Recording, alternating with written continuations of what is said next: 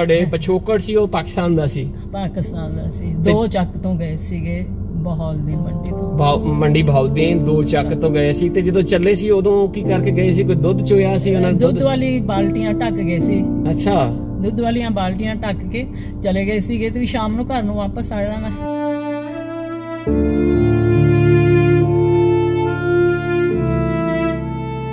ਮੈਨੂੰ ਐਕਚੁਅਲੀ ਸੋਚਦੇ ਪਤਾ ਲੱਗਿਆ ਕਿ ਇਹ ਤਾਂ ਉਹੀ ਦੁੱਧ ਵਾਲੀ ਬਾਲਟੀ ਜਿਹੜੀ ਮੇਰੀ ਦਾਦੀ ਆਪਣੇ ਘਰ 'ਚ ਉਜੜਨ ਵੇਲੇ ਰੱਖ ਗਈ ਸੀ ਢੱਕ ਕੇ, ਕਿ ਸ਼ਾਮ ਨੂੰ ਆ ਜਾਣਾ ਤੇ ਪੀ ਲੈਣਾ। ਸ਼ਾਇਦ ਉਹ ਬਾਲਟੀ ਹੀ ਕਹਿੰਦੀ ਹੈ ਕਿ ਆ ਕੇ ਖਤਮ ਕਰੋ।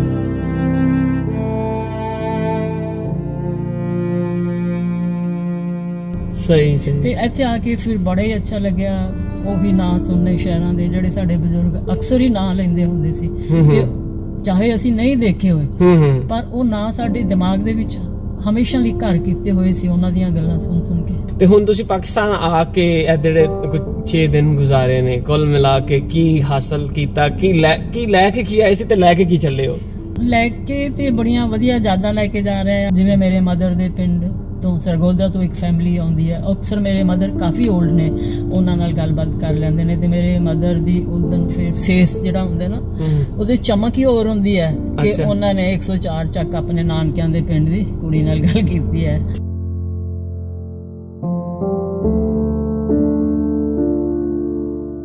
ਤੇ ਉਹ ਬਾਪੂ ਜੀ ਨੂੰ ਮਿਲਦਾ ਹੈ, ਸਰਦਾਰ ਮੱਤਾ ਸਿੰਘ ਨੱਤ ਨੂੰ। ਤੇ ਉਹ ਕਹਿੰਦੀ ਵੀ ਮੇਰੀ ਵਾਈਫ ਦੀ ਥੋੜੀ ਦੇਰ ਪਹਿਲਾਂ ਡੈਥ ਹੋ ਗਈ ਸੀ ਤੇ ਮੈਂ ਇਸ ਜ਼ਮੀਨ ਦੇ ਵਿੱਚ ਉਹਨੂੰ ਦਫਨਾਇਆ ਸੀ, ਤੇ ਤੁਸੀਂ ਨਾ ਇਹ ਜ਼ਮੀਨ ਚ ਕੁਛ ਵਾਇਓ ਨਾ, ਇਹਨੂੰ ਖਾਲੀ ਛੱਡ ਦੇ। ਅੱਛਾ, ਉਹ ਫਿਰ ਬਾਪੂ ਜੀ ਨੇ ਉਦਾਂ ਹੀ ਖਾਲੀ ਛੱਡ ਕੇ ਤੇ ਉਹਨੂੰ ਥੋੜਾ ਪੱਕਾ ਕਰਵਾਤਾ। ਇਹ ਤੁਸੀਂ ਇੰਡੀਆ ਕਾਕੋਵਾਲ ਇੰਡੀਆ ਦੀ ਗੱਲ ਦੱਸਦੇ ਪਏ ਹੋ ਕਿ ਕੋਈ ਲੋਕ ਉਧਰੋਂ ਜਿਹੜੇ ਇੱਧਰ ਆ ਗਏ ਸਨ ਉਹਨਾਂ ਦੇ ਵੱਡੇ ਉੱਥੇ ਦਫਨਾਏ ਸਨ? ਇੱਕ ਉਹਨਾਂ ਦੀ ਵਾਈਫ ਦੀ ਡੈਥ ਪਹਿਲਾਂ। ਅੱਛਾ, ਤੇ ਉਹਨਾਂ ਨੇ ਦੱਸਿਆ ਕਿ ਇਹ ਜ਼ਮੀਨ ਨੂੰ ਵਾਹਿਆ ਨਾ ਜਾਏ।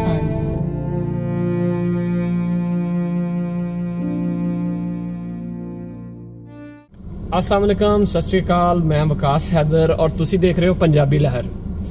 मैं इस वक्त मौजूद हाँ लाहौर वाघा बॉर्डर के उत्ते। इंडिया तो कुछ यात्री आए सन, कुछ मेहमान आए सन साढ़े इधर। अज उन्होंने तकरीबन 14 मार्च को पाकिस्तान आए सन और 19 मार्च अज और वापस जा रहे हैं। असी इस वक्त वाघा बॉर्डर मौजूद हाँ। मैं ड्रॉप करन आया भैन जी नूं ਤੇ ਇਹਨਾਂ ਦੇ ਨਾਲ ਗੱਲਬਾਤ ਕਰਨੇ ਆ। ਇਹਨਾਂ ਨੇ ਤਕਰੀਬਨ 6-7 ਦਿਨ ਇੱਥੇ ਲਾਹੌਰ ਗੁਜ਼ਾਰੇ ਨੇ ਤੇ ਇਹਨਾਂ ਨਾਲ ਕੋਈ ਗੱਲਬਾਤ ਕਰਨੇ ਆ। ਸਤਿ ਸ਼੍ਰੀ ਅਕਾਲ ਜੀ। ਸਤਿ ਸ਼੍ਰੀ ਅਕਾਲ ਜੀ, ਸਾਰਿਆਂ ਨੂੰ ਸਤਿ ਸ਼੍ਰੀ ਅਕਾਲ।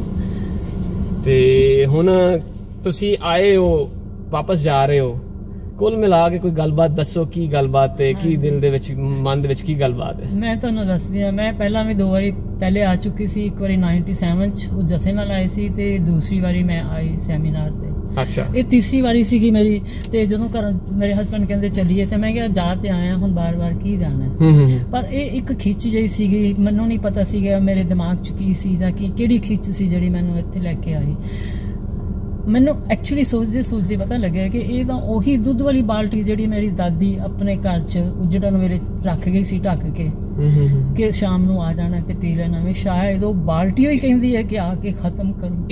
ਇਹ ਤੁਸੀਂ 1947 ਦੀ ਵੰਡ ਦੀ ਗੱਲ ਕਰਦੇ ਪਏ ਹੋ ਕਿ ਜਿਹੜੇ ਤੁਹਾਡੇ ਪਿਛੋਕੜ ਸੀ ਉਹ ਪਾਕਿਸਤਾਨ ਦਾ ਸੀ? ਪਾਕਿਸਤਾਨ ਦਾ ਸੀ। 2 ਚੱਕ ਤੋਂ ਗਏ ਸੀਗੇ ਬਹਾਉਲਦੀਨ ਮੰਡੀ ਤੋਂ। ਮੰਡੀ ਬਹਾਉਲਦੀਨ 2 ਚੱਕ ਤੋਂ ਗਏ ਸੀ। ਤੇ ਜਦੋਂ ਚੱਲੇ ਸੀ ਉਦੋਂ ਕੀ ਕਰਕੇ ਗਏ ਸੀ? ਕੋਈ ਦੁੱਧ ਚੋਇਆ ਸੀ ਉਹਨਾਂ ਨੇ? ਦੁੱਧ ਵਾਲੀ ਬਾਲਟੀਆਂ ਢੱਕ ਗਏ ਸੀ। ਅੱਛਾ, ਦੁੱਧ ਵਾਲੀਆਂ ਬਾਲਟੀਆਂ ਢੱਕ ਕੇ ਚਲੇ ਗਏ ਸੀਗੇ ਤੇ ਵੀ ਸ਼ਾਮ ਨੂੰ ਘਰ ਨੂੰ ਵਾਪਸ ਆ ਜਾਣਾ। ਇੱਕ ਗੱਲ ਮੈਨੂੰ ਬੜੀ ਸੋਹਣੀ ਲੱਗੀ ਇਸ ਛੋਟੇ ਜਿਹੀ ਗੱਲ ਤੋਂ ਹੀ, ਕਿ ਦੁੱਧ ਜਿਹੜਾ ਹੈ ਆਮ ਤੌਰ ਤੇ ਅਗਰ ਰੱਖਿਆ ਜਾਵੇ ਤੇ ਉਹ ਮੇਰੇ ਖਿਆਲ 2-4 ਘੰਟੇ ਕੱਢਦਾ ਹੈ।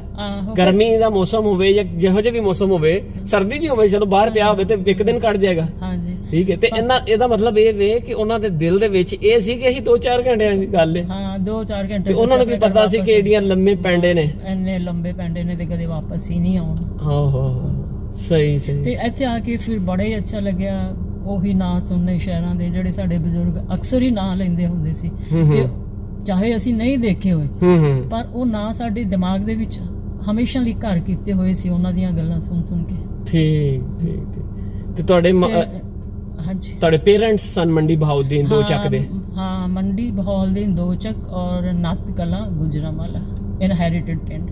ਗੁਜਰਾਂਵਾਲਾ ਕਹਿ ਰਹੇ ਹੋ ਜਾਂ ਗੁਜਰਾਂਵਾਲਾ ਗੱਖੜ ਦੇ ਨੇੜੇ ਜਿਹੜਾ ਨੱਤ ਕਲਾਂ। ਅੱਛਾ ਅੱਛਾ ਅੱਛਾ ਅੱਛਾ ਅੱਛਾ ਠੀਕ ਹੋ ਗਿਆ। ਇਹ ਤਾਂ ਉਹ ਪਿੰਡ ਸੀ ਨਾ ਗੱਖੜ ਇਨਹੈਰਿਟਡ। ਦੂਸਰਾ ਜਿਹੜਾ ਆ ਉਹ ਮੰਡੀ ਮੁਰੱਬੇ ਵਾਲਾ ਜਿਹੜਾ ਸੀ ਉਹ 2 ਚੱਕ ਮੰਡੀ ਬਹਾਉਲਦੀਨ ਸੀ। ਮੰਡੀ ਬਹਾਉਲਦੀਨ ਸੀ, ਸਹੀ ਸਹੀ।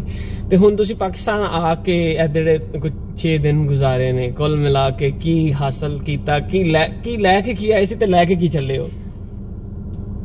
ਲੈ ਕੇ ਤੇ ਬੜੀਆਂ ਵਧੀਆ ਯਾਦਾਂ ਲੈ ਕੇ ਜਾ ਰਹੇ ਆ, ਬਹੁਤ ਅੱਛੇ। ਪਿਛਲੀ ਵਾਰੀ ਵੀ ਆਏ ਸੀ ਤੇ ਇਹੋ ਜਿਹੇ ਲੋਕ ਮਿਲੇ ਸਾਨੂੰ, ਇਹੋ ਜਿਹੇ ਇਨਸਾਨ ਮਿਲੇ ਜਿਨ੍ਹਾਂ ਦਾ ਅਕਸਰ ਹੁਣ ਸਾਡੇ ਨਾਲ ਰਾਬਤਾ ਹੁੰਦਾ ਹੀ ਰਹਿੰਦਾ। ਜਿਵੇਂ ਮੇਰੇ ਮਦਰ ਦੇ ਪਿੰਡ ਤੋਂ ਸਰਗੋਦਾ ਤੋਂ ਇੱਕ ਫੈਮਿਲੀ ਆਉਂਦੀ ਹੈ, ਅਕਸਰ ਮੇਰੇ ਮਦਰ ਕਾਫੀ ਓਲਡ ਨੇ, ਉਹਨਾਂ ਨਾਲ ਗੱਲਬਾਤ ਕਰ ਲੈਂਦੇ ਨੇ ਤੇ ਮੇਰੇ ਮਦਰ ਦੀ ਉਦੋਂ ਫਿਰ ਫੇਸ ਜਿਹੜਾ ਹੁੰਦਾ ਨਾ ਉਹਦੇ ਚਮਕ ਹੀ ਹੋਰ ਹੁੰਦੀ ਹੈ ਕਿ ਉਹਨਾਂ ਨੇ 104 ਚੱਕ ਆਪਣੇ ਨਾਨਕਿਆਂ ਦੇ ਪਿੰਡ ਦੀ ਕੁੜੀ ਨਾਲ ਗੱਲ ਕੀਤੀ ਹੈ। ਰੁਖਸਾਨਾ ਭੈਣ ਜੀ ਨੇ, ਉਹਨਾਂ ਦੇ ਹਸਬੈਂਡ, ਉਹ ਹੁਣ ਵੀ ਸਾਡੇ ਕੋਲ 3-4 ਦਿਨ ਸਾਡੇ ਨਾਲ ਸਪੈਂਡ ਕਰਕੇ ਗਏ ਨੇ ਸੈਮੀਨਾਰ।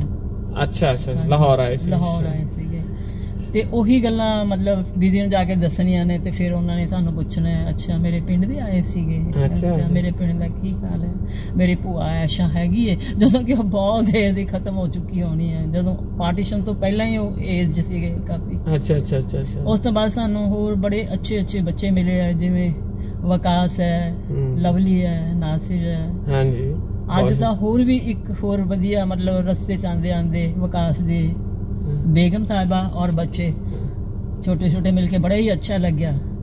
और बच्चों अंदर जिद सी कि ਅਸੀਂ ਇਹਨਾਂ ਨੂੰ ਛੱਡ ਕੇ ਆਈਏ ਅੱਗੇ ਤੱਕ। ਚਲੋ ਜੀ, ਇਹ ਤੇ ਤੁਹਾਡਾ ਪਿਆਰ ਹੈ। ਅਸੀਂ ਤੇ ਬਿਲਕੁਲ ਸਾਡੇ ਵਾਸਤੇ ਤੁਸੀਂ ਸਾਡੇ ਮਾਵਾਂ ਵਜਾਓ ਔਰ ਸਾਨੂੰ ਵੀ ਬੜਾ ਅੱਛਾ ਲੱਗਾ ਕਿ ਤੁਸੀਂ ਇੱਥੇ ਆਂਦੇ ਹੋ। ਸਾਡੇ ਆਪਣੇ ਦਿਲ ਦੀ ਖੁਆਇਸ਼ ਹੁੰਦੀ ਹੈ ਕਿ ਇਹ ਸਾਂਝ ਜਿਹੜੀ ਇਹ ਬਣੀ ਹੈ ਇਹ ਵਧਣੀ ਚਾਹੀਦੀ ਹੈ, ਅੱਗੇ ਵਧਣੀ ਚਾਹੀਦੀ ਹੈ। ਕਿਉਂਕਿ ਹਾਂਜੀ ਆਪ ਦੇਖੋ ਨਾ, ਜ਼ਿਆਦਾ ਲੋਕ ਇਧਰੋਂ ਜਿਹੜੇ ਗਏ ਨੇ ਉਧਰ, ਉਹਨਾਂ ਦੀਆਂ ਰੂਹਾਂ ਇਧਰ ਤੜਫਦੀਆਂ ਨੇ, ਉਹ ਇਧਰ ਆਉਣ ਨੂੰ ਉਹਨਾਂ ਦਾ ਦਿਲ ਕਰਦਾ ਹੈ। ਜਿਹੜੇ ਲੋਕ ਉਧਰ, ਹਾਂ ਜਿਵੇਂ ਤੁਸੀਂ ਗੱਲ ਕੀਤੀ ਹੈ ਰੂਹਾਂ ਤੜਫਦੀਆਂ ਨੇ ਹਾਂਜੀ ਇਧਰ ਦੀਆਂ, ਜਿਹੜੇ ਉਸ ਪਿੰਡ ਵਿੱਚੋਂ ਸਾਡੇ ਕਾਕੋਵਾਲ ਪਿੰਡ ਵਿੱਚੋਂ ਇੱਕ ਫੈਮਿਲੀ ਜਿਹੜੀ ਮਾਈਗ੍ਰੇਟ ਕਰਕੇ ਇਧਰ ਆਈ ਹੈ। ਇਹ ਕਾਫੀ ਪੁਰਾਣੀ ਗੱਲ ਹੈ, ਮੈਂ ਆਪਣੇ ਫਾਦਰ ਤੋਂ ਸੁਣੀ ਹੋਈ ਹੈ। ਤੇ ਉਹ ਜਿਹੜੀ ਅਲਾਟਮੈਂਟ ਸੀਗੇ ਸਾਡੇ ਬਾਪੂ ਜੀ ਨੂੰ, ਵੱਡੇ ਬਾਪੂ ਜੀ ਨੂੰ ਮਤਲਬ ਅਲਾਟਮੈਂਟ ਹੋਈ ਹੈ, ਮਤਲਬ ਮੇਰੇ ਦਾਦਾ ਜੀ ਦੇ ਬ੍ਰਦਰ ਨੂੰ। ਤੇ ਜਿਹੜੀ ਉਧਰੋਂ ਇੱਧਰ ਮਾਈਗ੍ਰੇਟ ਕਰਕੇ ਆਈ ਹੈ ਉਹ ਵਾਪਸ ਫਿਰ ਜਾਂਦੀ ਹੈ ਥੋੜੀ ਦੇਰ ਬਾਅਦ। ਉਹਨਾਂ ਦਾ ਜਿਹੜਾ ਮੇਨ ਆਦਮੀ ਹੈ ਵੀ ਉਹ ਆਪਣੀ ਜਗ੍ਹਾ ਤੇ ਉਹ ਬਾਪੂ ਜੀ ਨੂੰ ਮਿਲਦਾ ਹੈ, ਸਰਦਾਰ ਮੱਤਾ ਸਿੰਘ ਨੱਤ ਨੂੰ। ਤੇ ਉਹ ਕਹਿੰਦੇ ਵੀ ਮੇਰੀ ਵਾਈਫ ਦੀ ਥੋੜੀ ਦੇਰ ਪਹਿਲਾਂ ਡੈਥ ਹੋ ਗਈ ਸੀ ਤੇ ਮੈਂ ਇਸ ਜ਼ਮੀਨ ਦੇ ਵਿੱਚ ਉਹਨੂੰ ਦਫਨਾਇਆ ਸੀ, ਤੇ ਤੁਸੀਂ ਨਾ ਇਹ ਜ਼ਮੀਨ ਚ ਕੁਛ ਵਾਇਓ ਨਾ, ਇਹਨੂੰ ਖਾਲੀ ਛੱਡ ਦਿਓ। ਅੱਛਾ, ਉਹ ਫਿਰ ਬਾਪੂ ਜੀ ਨੇ ਉਦਾਂ ਹੀ ਖਾਲੀ ਛੱਡ ਕੇ ਤੇ ਉਹਨੂੰ ਥੋੜਾ ਪੱਕਾ ਕਰਵਾਤਾ। ਇਹ ਤੁਸੀਂ ਇੰਡੀਆ ਕਾਕੋਵਾਲ ਇੰਡੀਆ ਦੀ ਗੱਲ ਦੱਸਦੇ ਪਏ ਹੋ ਕਿ ਕੋਈ ਲੋਕ ਉਧਰੋਂ ਜਿਹੜੇ ਇੱਧਰ ਆ ਗਏ ਸਨ ਉਹਨਾਂ ਦੇ ਵੱਡੇ ਉੱਥੇ ਦਫਨਾਏ ਸਨ? ਇੱਕ ਉਹਨਾਂ ਦੀ ਵਾਈਫ ਦੀ ਡੈਥ ਪਹਿਲਾਂ ਹੋਈ। ਅੱਛਾ, ਤੇ ਉਹਨਾਂ ਦੱਸਿਆ ਕਿ ਇਹ ਜ਼ਮੀਨ ਨੂੰ ਵਾਇਆ ਨਾ ਜਾਏ। ਦੁਬਾਰਾ ਜਾ ਕੇ ਮਤਲਬ ਇੱਥੋਂ ਪਾਕਿਸਤਾਨ ਤੋਂ ਉਹਨਾਂ ਨੇ ਗੱਲ ਉਹਨਾਂ ਨਾਲ ਸ਼ੇਅਰ ਕੀਤੀ ਸੀ। ਸਹੀ ਸਹੀ ਸਹੀ। ਤੇ ਓਵਰਆਲ ਹੁਣ ਲਾਹੌਰ ਯਾਤਰਾ ਜਿਹੜੀ ਹੈ ਬਹੁਤ ਹੀ ਅੱਛੀ ਰਹੀ ਹੈ, ਬਹੁਤ ਹੀ ਮਤਲਬ ਰਾਏ ਸਾਹਿਬ ਨੂੰ ਮਿਲਣਾ, ਸਾਰੇ ਲੋਕਾਂ ਨੂੰ ਮਿਲੇ ਹੋ। ਤੇ ਇੱਕ ਜਿਹੜੀ ਚੀਜ਼ ਸੀ ਵਿੱਚ ਲੋਕ ਕੋਸ਼ਿਸ਼ ਕਰ ਰਹੇ ਸਨ ਕਿਉਂਕਿ ਵੀਜ਼ਾ ਲਾਹੌਰ ਦਾ ਸੀ, ਤੇ ਕੁਝ ਐਸੇ ਲੋਕ ਨੇ, ਤੁਸੀਂ ਤੇ ਸ਼ਾਇਦ ਪਹਿਲੇ ਜਾ ਕੇ ਆਏ ਹੋਗੇ ਨਨਕਾਣਾ ਸਾਹਿਬ, ਹਾਂਜੀ, ਲੇਕਿਨ ਫਿਰ ਵੀ ਜ਼ਾਹਿਰ ਗੱਲ ਹੈ ਬੰਦਾ ਜਿੰਨੀ ਵਾਰੀ ਮਰਜ਼ੀ ਜਾ ਕੇ ਆਇਆ ਹੋਵੇ, ਜਿਹੜੇ ਆਪਣੇ ਪਾਕ ਸਥਾਨ ਨੇ, ਜਿਹੜੇ ਇਹੋ ਜਿਹੀਆਂ ਇਬਾਦਤ ਦੀਆਂ ਜਗ੍ਹਾ ਨੇ, ਉੱਥੇ ਤੇ ਬੰਦਾ ਜਿੰਨੀ ਵਾਰ ਮਰਜ਼ੀ ਦਿਨ ਰਾਤ ਵੀ ਜਾਵੇ ਤੇ ਦਿਲ ਨਹੀਂ ਭਰਦਾ। ਤੇ ਹੁਣ ਜਦੋਂ ਆ ਕੇ ਤੇ ਕੋਸ਼ਿਸ਼ ਕੀਤੀ, ਨਹੀਂ ਜਾ ਸਕੇ, ਕਈ ਲੋਕ ਫਸਟ ਟਾਈਮ ਆਏ ਸੀ ਉਹਨਾਂ ਦੀ ਕੋਸ਼ਿਸ਼ ਸੀ, ਨਹੀਂ ਜਾ ਸਕੇ, ਤੁਸੀਂ ਵੀ ਯਾਨੀ ਕੋਸ਼ਿਸ਼, ਤੇ ਕੀ ਫਿਰ ਦਿਲ ਦੇ ਵਿੱਚ ਕੀ ਐਕਚੁਅਲੀ ਫੀਲ ਤਾਂ ਹੁੰਦਾ ਇੱਥੇ ਤੇ ਜਿੰਨੀ ਵਾਰੀ ਮਰਜ਼ੀ ਜਾਓ। ਚਲੋ ਮੈਂ ਤਾਂ ਫਿਰ ਵੀ 2 ਵਾਰੀ ਜਾ ਆਈ ਸੀ, ਤੇ ਸਾਡੇ ਨਾਲ ਕੁਝ ਮਤਲਬ ਇਹੋ ਜਿਹੇ ਵੀ ਲੋਕ ਸੀ ਜਿਹੜੇ ਵਿਚਾਰੇ ਆਏ ਇਸੇ ਕਰਕੇ ਸੀਗੇ ਨਨਕਾਣਾ ਸਾਹਿਬ ਜਾ ਕੇ ਮੱਥਾ ਟੇਕਣਾ, ਉਹ ਨਹੀਂ ਜਾ ਸਕੇ, ਉਹਨਾਂ ਦਾ ਮਨ ਜ਼ਿਆਦਾ ਉਦਾਸ ਹੋਇਆ ਤੇ ਸਾਡਾ ਵੀ ਮਨ ਬਣਾ ਕੇ ਆਏ ਸੀ ਨਨਕਾਣਾ ਸਾਹਿਬ ਜਾਣਾ ਹੈ। ਚਲੋ ਅਸੀਂ ਤੇ ਫਿਰ ਵੀ ਕਿਹਾ ਚਲੋ ਇੱਕ ਵਾਰੀ ਅਸੀਂ ਜਾ ਆਏ, ਪਰ ਉਹਨਾਂ ਦਾ ਤੇ ਕੁਝ ਜ਼ਿਆਦਾ ਹੀ ਖਰਾਬ ਹੋਇਆ। ਫਿਰ ਅਸੀਂ ਦੇਖਿਆ ਕਿਲਾ ਵੀ ਦੇਖ ਕੇ ਆਏ, ਡੇਰਾ ਸਾਹਿਬ ਦੇਖ ਕੇ ਆਏ, ਗੁਰੂ ਰਾਮਦਾਸ ਜੀ ਦਾ ਗੁਰਦੁਆਰਾ ਤੇ ਮੱਥਾ ਟੇਕਿਆ।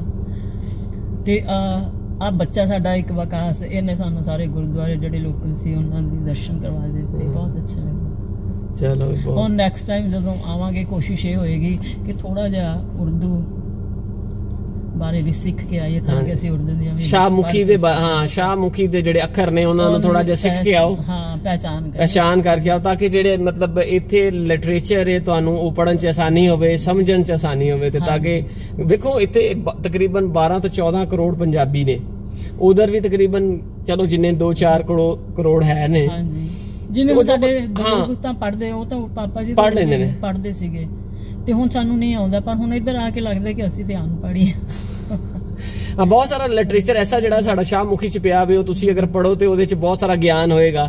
ਇਸੇ ਤਰ੍ਹਾਂ ਉਧਰ ਇਹ ਜਿਹੜਾ ਗੁਰਮੁਖੀ ਚ ਲਿਖਿਆ ਵੀ, ਉਹਦੇ ਚ ਬਹੁਤ ਸਾਰਾ ਗਿਆਨ ਹੈ ਜਿਹੜਾ ਸਾਨੂੰ ਨਹੀਂ ਪੜ੍ਹਨਾ ਆਂਦਾ, ਕਿਉਂਕਿ ਅਸੀਂ ਨਹੀਂ ਪੜ੍ਹ ਸਕਦੇ। ਉਹ ਅਸੀਂ ਸਮਝ ਲਓ ਕਿ ਇਹ ਵੀ ਚੀਜ਼ ਸਾਡੀ ਵੰਡੀ ਗਈ ਹੈ।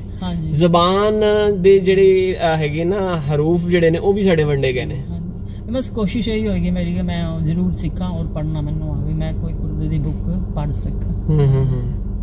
ਚਲੋ ਬਹੁਤ ਚੰਗਾ ਲੱਗਾ ਤੁਹਾਡੇ ਨਾਲ ਗੱਲਬਾਤ ਕਰਕੇ। ਅਸੀਂ ਇਸ ਟਾਈਮ, ਮੈਂ ਤੁਹਾਨੂੰ ਦਿਖਾਉਂਦੇ ਆ ਕਿ ਤੇ ਇਸ ਟਾਈਮ ਬਾਰਡਰ ਦੇ ਉੱਤੇ ਮੌਜੂਦ ਆ, ਤੇ ਸਿਰਫ ਇਮੀਗ੍ਰੇਸ਼ਨ ਕਰਾਉਣ ਵਾਸਤੇ।